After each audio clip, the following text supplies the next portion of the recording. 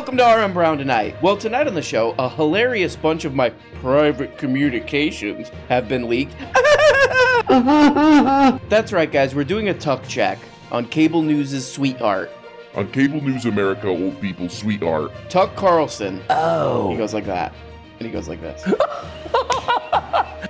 Well, there's often voter fraud in big elections. There was? And when the outcome of election really matters, there's apt to be more voter fraud. And there was voter fraud in the last election. And the fact that when you say that, people become hysterical just shows how true it is. Oh, wow. It is not a civil rights issue. Huh? Votes cast by mail are easier to tamper with. Whoa. The identities of the voters who cast them are harder to verify. Oh. Mail-in voting makes voter fraud easier. Whoa, That's why we Of course there was massive fraud. I mean, these are real concerns. Whether they swung the election, we can argue. Okay, so yeah, the Tuckster still does this. You know, I watched this Tuckster program. You know, he's going on and on talking about how this election was stolen, you know, for like what? 3 years he's been talking about this. The voting machine company is suing Fox News now. So a bunch of private crap, a bunch of private communications. They sound like this. And then they go like this. Oh. Because of this lawsuit, a bunch of private communications are now public between Tucker Carlson, you know, whatever other melted weirdos on this channel. So this is from a brief. This is the voting machine company explaining why they're suing Fox News. And this is a really interesting part right here. In their group text thread, Carlson, this guy. Oh. Tucker Carlson pointed Hannity to a tweet by Fox reporter Jackie Heinrich. Heinrich was fact-checking a tweet by Donald Trump. That's this guy. He goes like this. Bye-bye. And he goes like this. So this Fox News reporter was fact-checking a tweet by Donald Trump that mentioned the voting machine company, Dominion, and specifically mentioned Hannity's and another Fox guy's broadcast that evening discussing Dominion. So this Fox News reporter, Heinrich, correctly fact-checked the tweet, pointing out that top election infrastructure officials said that there was no evidence that any voting system deleted or lost votes, changed votes, or was in any way compromised. So basically, just some Fox News reporter was like, hey, there's nothing supporting these claims that the election was stolen or whatever, right? So then they go to the private communication with Tucker Carlson. Carlson told Hannity, please get her fired. Please tell her You're a moron. So this Fox News reporter is like, hey, this election stuff, there's nothing to back this up. Tucker's like, get her ass fired. Then Tucker Carlson goes, seriously, what the F? Whoa, Tuck. Oh. Whoa. Tucker Carlson goes, what the F? Actually shocked. This needs to stop immediately. Like tonight. It's measurably hurting the company. The stock price is down. Not a joke. Whoa. It's really sort of wild. These private communications, they're basically saying to each other like, hey, we don't believe that this election was stolen or whatever. We don't believe that. But if we don't say that, it's not only if we come on there and say it wasn't stolen, but it's if we don't do the election was stolen content, our viewers aren't going to watch this channel anymore. Here, I'll read this. This is also from the brief. Hannity told Steve Ducey that Fox had created a major backlash with the audience after the 2020 election, stating, you don't piss off the base. He likewise texted Carlson and some weird lady, the network is being rejected. Carlson responded, I've heard from angry viewers every hour of the day all weekend, including at dinner. Oh, he was trying to be sniffing, including at dinner tonight, to which Hannity replied, same. Same. What are you, 22? Never before has this ever happened. I mean, we kind of get it with this stuff. I think we all knew that what was going on behind the show business scenes over at Fox News with this stuff. But it is kind of funny to see in these private communications, like these people are like, duh. These people gotta hear this crap. These people gotta hear this crap. I mean, check this out. This is from that same legal brief. After January 6th, trying to thread the needle between the truth and pressure from his viewers and sponsors became even more difficult. Late on January 6th, Carlson texted with some Fox News executive that Trump is a demonic force, a destroyer, but he's not going to destroy us. The beginning of the rise of the Antichrist. I am having trouble doing the show. Oh, wow, you are? Okay, sorry. I would watch, I don't know why he does this. I would watch if he started something like TuckTube. TuckTube, you know? It's total. He produces it himself. He shoots it himself. His YouTube channel, TuckTube. You go on TuckTube, he's in his lake house or whatever. Just showing his Huey Lewis in the news tapes or whatever he has, whatever he spends all this money on. I think that would be interesting. TuckTube. Then he wouldn't be beholden or so beholden to all the Fox News lunatics. These are Twitter rules, and you cannot do this, take anything down. So they ran my Twitter for about 14 days, 15 days.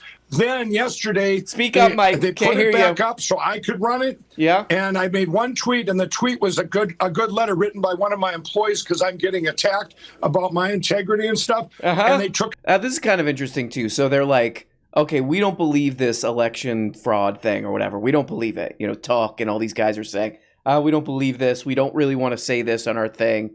These people, aka our audience, they're insane.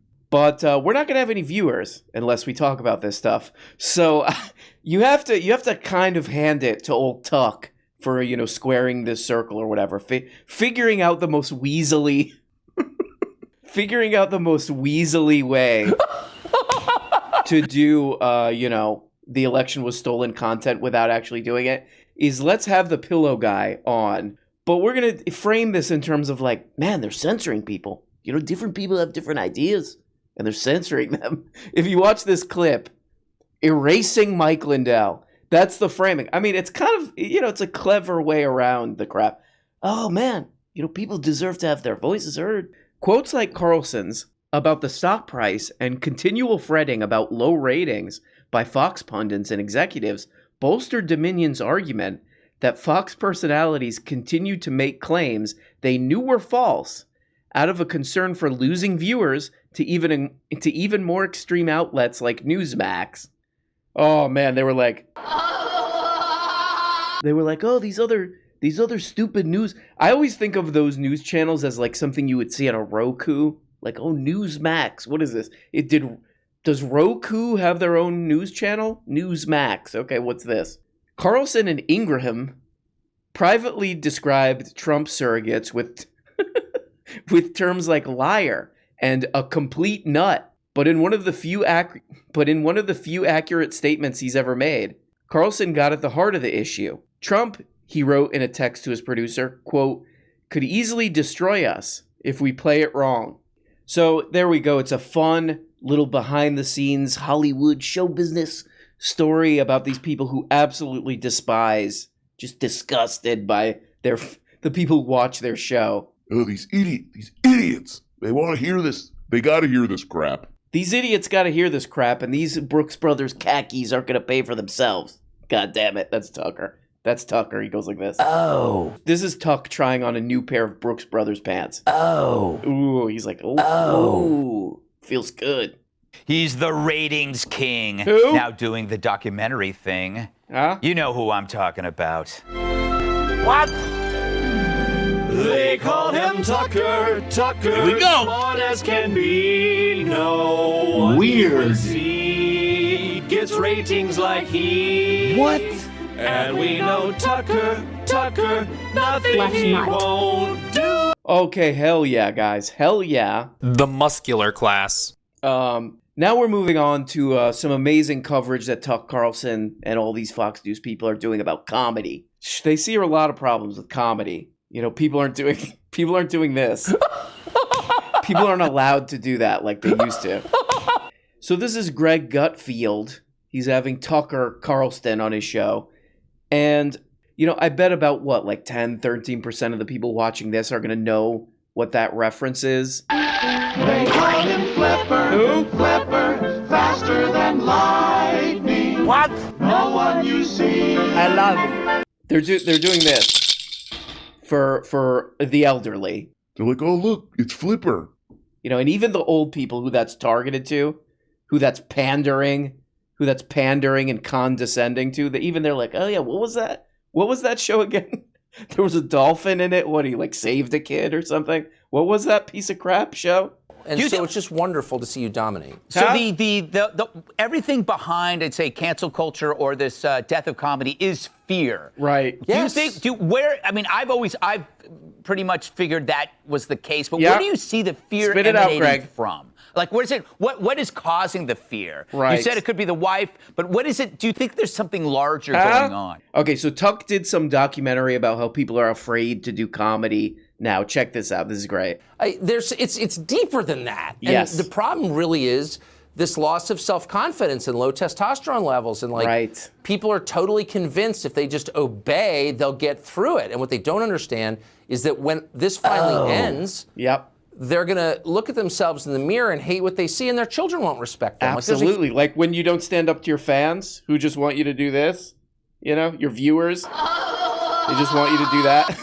They just want you to say things that you know aren't true, but you have to do it, because if not, they'll say, bye-bye. You know what I mean? According to the poll, most workers in their 20s said they felt burnt out every week. Now, we'd go to what's left of the greatest generation ever for a comment, but they're too busy laughing their balls off at these wusses. Okay. And for those in the survey who saw... Even that one didn't even get the paid audience. Oh, holy moly. Uh-oh. Yeah, okay, cool. So this is the Gutfield show, which I think, oh my God, yeah, the Gutfield show had some Super Bowl commercials. So the Gutfield, I watched a bunch of clips of this, after seeing Tuck on this thing, and I think the best way to describe the Gutfield program, I can even tell this from the graphics. This is how much of a, this is how obsessed I was with like the Letterman program, is that they're clearly, even the graphics, if you compare it to like 90s Letterman or whatever, they're clearly trying to do that. Oh, Greg Gutfolds, Greg Benfolds 5. He's trying to be the new Letterman. You know what I mean? And it is like Letterman, but like you ever see those things at like a Dollar Tree or whatever, and it's clearly like it's a terribly made plastic action figure. It looks kind of like Iron Man, but it's called Action Man. It's called Action Man so they don't get into legal trouble. That's what Greg Gutfield is to the Letterman program. It's the Action Man of late night shows. There's a girl in the show named Kat Timpf who I kind of like. Listen to her laugh in the background. This is great. Check this out. Until now. Yes. Just give me 24 hours. Just give me. Okay, so yeah, I do agree with Tucker. And what's this guy's name? Greg Gutston. I agree with these guys. Comedy is dying, and these guys are the only guy who can save it. There's a few other guys. Tuck did find a few other guys who could save comedy. Check this out. Welcome back to a special Friday night edition of Tucker Carlson. Yeah, no problem. I had nothing else going on, actually. Okay, go ahead. What? Here. Now, you've been hearing a lot, maybe some propaganda, about the childless women movement lately and how great it is to be barren. And in interest of gender equity, it made us wonder, what is a day in the life of a childless man like? Okay. No one ever asked that question. What? J.P. Sears, one of the funniest people in America, had already thought of it. And he's here to show us what it's like to be a childless man. J.P. Sears, great to see you tonight. Comedy, consider yourself saved. Okay? You're going to be doing this and this until you go like this. What is this guy's name? J.P. Sears.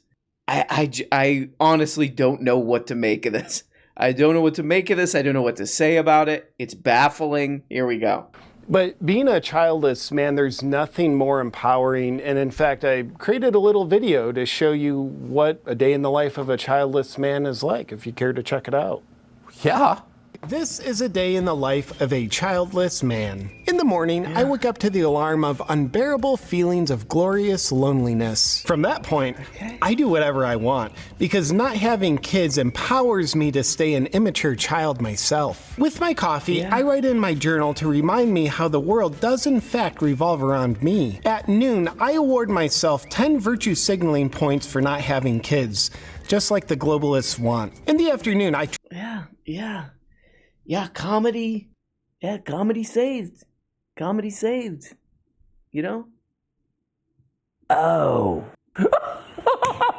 This is the kind of comedy you do this to. Okay.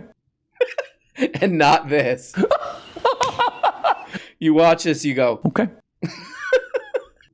What? I mean, honestly, what is this? What is this? Sniffing. You're terrible.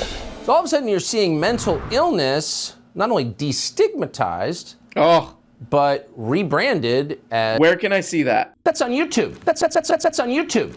As a political position. Right. And the latest example comes from the Interior Department's Fish and Wildlife Service. Okay. They're supposed to be taking care of fish and wildlife, but that's not what they're doing with your money. They're offering eco-grief training to employees who are traumatized by the fact you use a wood stove and drive a Silverado. Oh, boy. The Washington Times broke the story. To assess it, we're joined this evening by Jim Norton, who is Oh, Jim! Canadian and therefore the perfect get a drink, guest. Jim. Jim Norton, Here we go. Have you felt now or at any time eco-grief?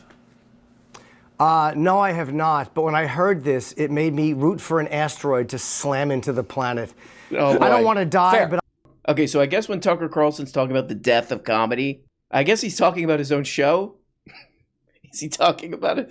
So you'd think in a moment like this, comedians would be rejoicing. There's so much to mock. I know. But they're not, because they're too afraid to make fun of the people who run the government. That's true. No, So that's we true. decided to make a documentary on this. Is anybody in the comedy business brave enough to tell the truth anymore? And yes, there are some people. We found them. Whoa. The documentary is called The Death of Comedy. Here's a preview. Amazing. Okay. It's a great time to be a comic. It will go away. I don't know what they'll do. They don't like us. They don't like us being this free. People don't like freedom like this. So they will try to hold it down. They can take the money away, but that's not who we are. The money's bonus. I don't really know too much about Ari Shaffir besides his Joe Rogan appearances. You know, seems like a nice enough guy, but is Ari Shaffir censored? Has Ari Shaffir been held down in the comedy career? I call him Ari Career.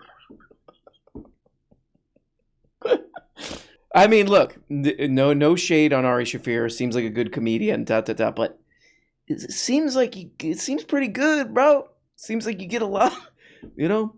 You have an open invitation to like the hugest podcast in the world. You know, you're on Netflix. Every podcast is like, oh, Ari Shaffir, you know? Bobby Lee and Ari Shaffir. Ari Shaffir, Bert Kreischer and Ari Shaffir and Bobby Lee, you know? I think it's okay, bro. I think you're okay. I think you're doing okay. Is as important an issue as we will face in our lifetime. Amazing. Comedy today offers some signs of hope, but until the tyrants seeking to silence the... Wait. You said there's some signs of hope. Comedy today offers some signs of hope. Hey, yeah, there's definitely hope. There's definitely hope for the worst comedy you've ever heard in your life. Like, thank God. Somebody's got to keep the beautiful tradition alive, okay? You know, keeping the tradition alive through spoken word, you know, of the most terrible comedy you've ever seen in your entire life. I'm not talking about Ari Shaffir, okay? He seems to be funny. Okay, never mind. I've never watched his thing, but he seems to be doing fine. Oh, so wait, when Tucker Carlson said the death of comedy, is he trying to stop Adam Carolla and that camp counselor? Is he trying to stop those people? No more comedy from you guys. You're killing it. It's the death. And the good news is a lot of people are starting to think more about what happens when you die. They're becoming much more interested in the spiritual life, which has been basically extinguished in the public square for a long time. So here's this... and my own life, because I definitely don't have a reflection in the mirror. Okay, go ahead. Sign that people are becoming more interested. Asbury University, which is a private Christian college in Wilmore, Kentucky, outside Lexington, began hosting a prayer service a week ago. Okay. But it never ended. It's still going on. People just keep showing up from around the world. Sounds fun, actually. Even set up overflow chapels to accommodate demand. Here's what it looks like.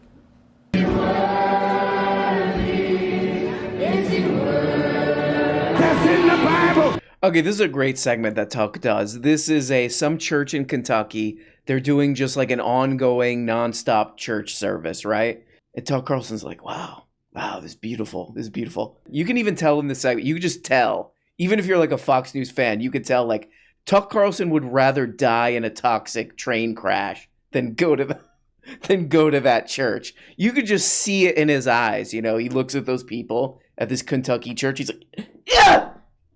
One of them touched my boat shoes. They don't even have fresh caviar here. Get the limo. He does another segment on this, and he does this very guilty, like, man, I really wish we could have been there, you know? Oh, we couldn't make it. Oh, no. Oh, it's ongoing. But I can't, you know?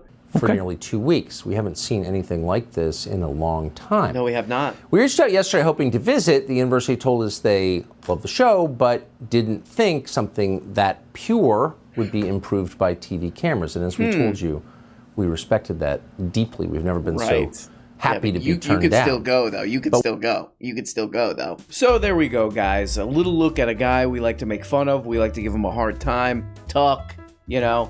He detests his audience. He thinks they're idiots. Wouldn't be caught dead with them. Yuck! Ugh! But at least he is going to save comedy. Him and Adam Carolla and Greg Gutfield and, you know, Jimmy Dore, they're going to save this thing. Love you guys. Thank you so much for watching this. Okay, that's A. And then B, I will talk to you soon. Bye-bye. Oh, hey, guys. Guess what? You're not even getting the whole show. If you want every episode and a whole bunch of other subscribe on Patreon. Subscribe on Patreon for as little as 2 bones. Just click the stupid little link below the video in the comments. See, right there. There you go. Click it, and that, yep.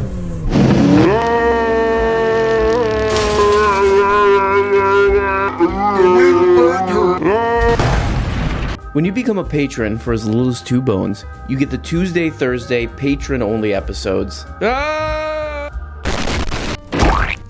You also get the weekly Book-a-Blega show where we talk about important books. The questions and comments thing where you can ask questions and make comments and all this crap. And the weekly behind-the-scenes show. All for less than the price of a rancid Charleston chew. And for only 25 putrid little dollars, you could become a producer. That's right, support the show and get your name up here. Look at these people. Look at these people. It make the show possible, okay? God.